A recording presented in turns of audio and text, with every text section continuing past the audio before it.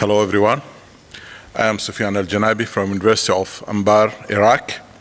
I'll talk about supporting the unconditional secure authentication services within internet security infrastructure.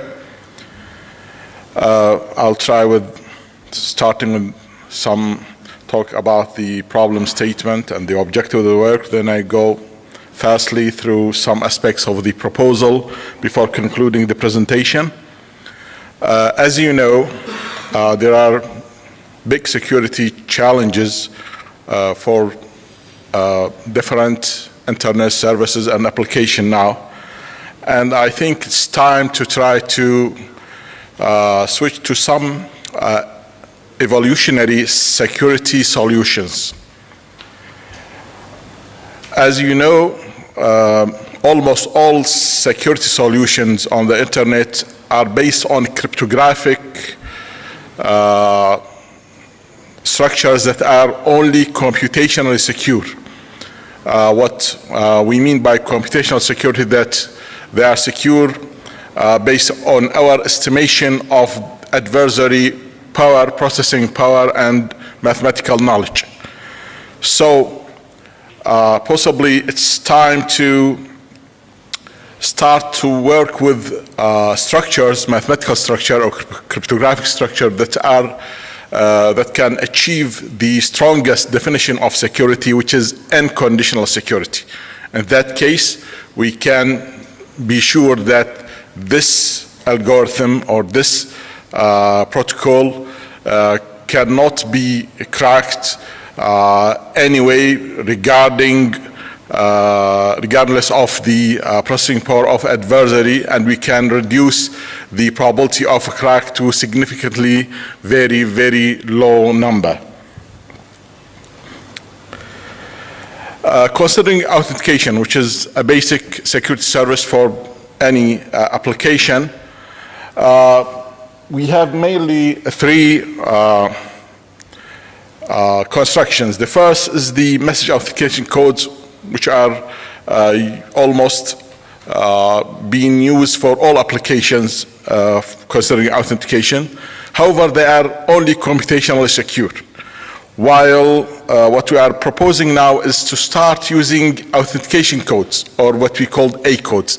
These are different mathematical structures that can achieve unconditional security, not only computational security. And of course, digital signatures can be derived from MACs or A codes. There is no problem in that. But the issue now is we want to achieve unconditional security, not only computational security. And I'm talking about authentication as a generic term. I'm not proposing that we should forget about MACs and use A codes. No, I'm proposing to use A codes besides MACs. Because MACs, because they can only achieve computational security, are not suitable for applications that require long-term security, say for 20 or 30 years. Especially we are witnessing a technology breakthrough now of quantum computers.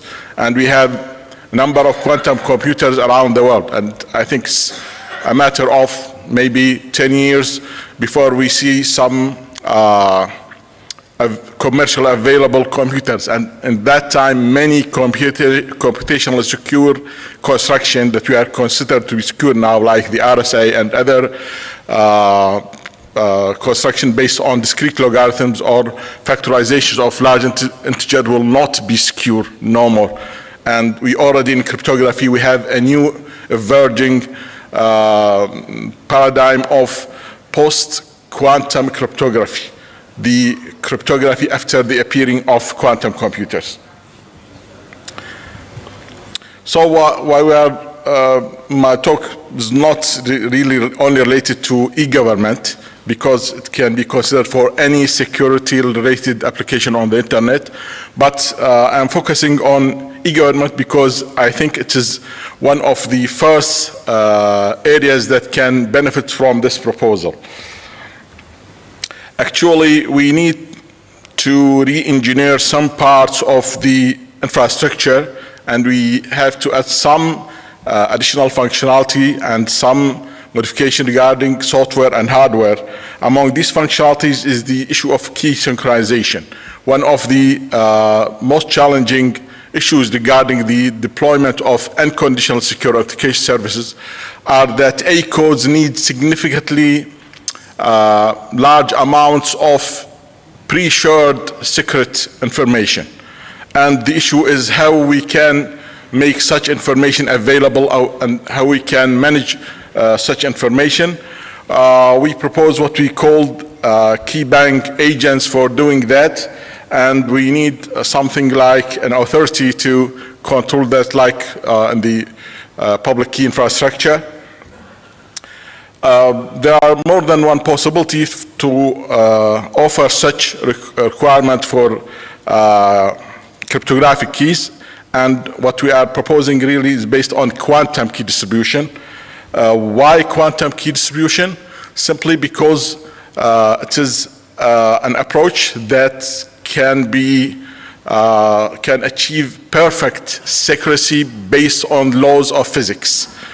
As far as quantum mechanics is true, quantum key distribution is secure, and there is no way to successfully attack such a system either from classical or quantum physical perspective, as far as quantum mechanics is true. We already have many or several constructions for quantum key distribution networks, but I want to focus that we need to do re-engineering of some protocols, and we in the current information security or internet infrastructure to allow for quantum key distribution and to allow for unconditionally secure authentication codes. Here is an example of our some other protocols like IPsec and other wireless security protocols. The main conclusion is that I think it's time to consider a new security services based on unconditional security, not only computational security. And I think the first application that can be considered may be government to government setting, and a next phase can consider e-voting for such application. And last thing I want to say that our work in this direction till this moment is only within our labs. I hope that we can extend our work to some public networks. Thank you very much. Any questions?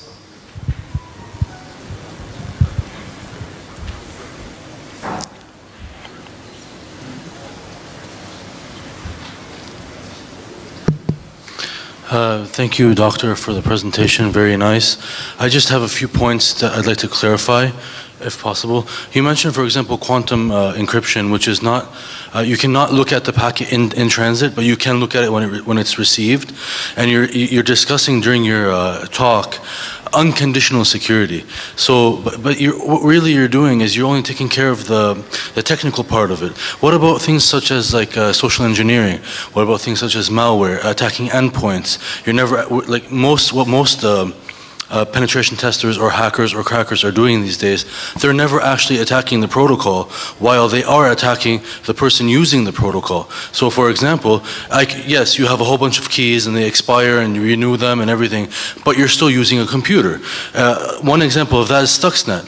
The attack on the Iranian nuclear facility. It was completely offline, but all it took was just a small USB inserted into a mainframe, and then it did all that damage, and it was completely offline. I mean, you can't get more secure than being completely offline. So what about that? Like, how do you address those issues? Yes, of course. What you said is completely right. This is an issue that we have to consider all the time, but considering quantum key distribution, as far as we are implementing it in the right way, we are sure that it's not possible to clone the information, because if the information is at the quantum level, there's what we call the non-cloning theorem. It's not possible to make a copy of this information anyway without disrupting the quantum system. So there's a physical law that protects the system in this time. And of course, I have to repeat that as far as quantum mechanics is right. Thank you. Thank you. All right. Thank you very much. Thank you.